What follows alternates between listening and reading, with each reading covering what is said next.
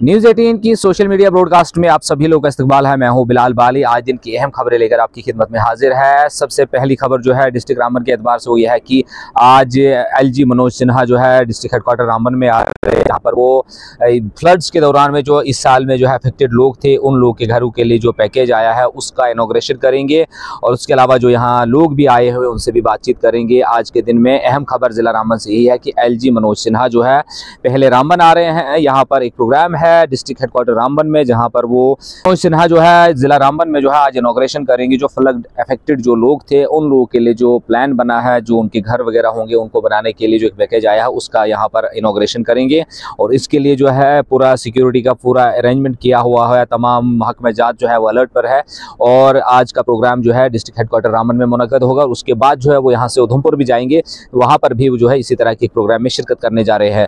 वहीं जम्मू से national highway के हवाले से अहम खबर यह है कि दोनों तरफ जो है ट्रैफिक जम्मू से नेशनल हाईवे पर चल रहा है। मौसम भी खुशगवार है। ट्रैफिक पुलिस ने एडवाइजरी जारी की थी कि आज दिन में जो है एलएमवीज को और एचएमवीज को बोथ साइड चलने की इजाज़त होगी। ताहम जब आप सफ़र कर रहे हो उस दौरान आप लोगों ने जम्मू से नेशनल हाईवे पर ट्रैफिक कवानीन को मानते हुए चलना है। सफ़र के दौरान ओवरटेक नहीं करना है ताकि ना आपको दिक्कतों का सामना करना पड़े और बाकी लोगों को भी दिक्कतों का सामना ना करना पड़े। जैसा कि आप जानते हैं कि रामर बानीहाल सेक्टर में कई मकामात पर जो है 4 वे का काम चल रहा है, जिसके चलते सिंगल वे होने की वजह से अक्सर जो है ट्रैफिक जैम लगता है और लोगों को दिक्कतों का सामना करना पड़ता है। इसलिए आप जब भी जम्मू से नेशनल हाईवे पर सफ़र करें आप लोगों ने जो है सब्र तहम्मुल से ड्राइव करना है ताकि आपको दिक्कतों का सामना ना करना पड़े, बाकी लोग भी जो आसानी से जम्मू से नेशनल हाईवे पर सफ़र कर सके।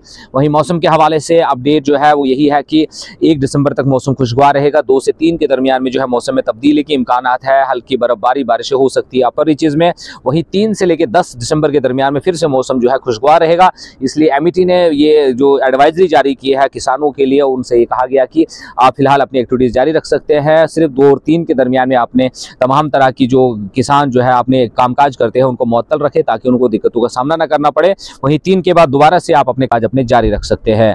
तो मजमूई तौर पर जिला रामबन में जो है मौसम खुशगवार है। सुबह शाम के वक्त में जो है ठंड महसूस की जाती है। बानीहाल में, पत्नी टॉप में और अपर रीचेज में है टेम्परेचर माइनस हो जाता है। वहीं रामबन और दीगर जगहों में भी सुबह शाम के वक्त में जो सर्दी होती है, लेकिन मजमूई तौर पर दिन को खुली धूप की वजह से टेम्परेचर जो है वो बेहतर रहता है और लोगों को दिक्कतों का सामना नहीं करना पड़ रहा है।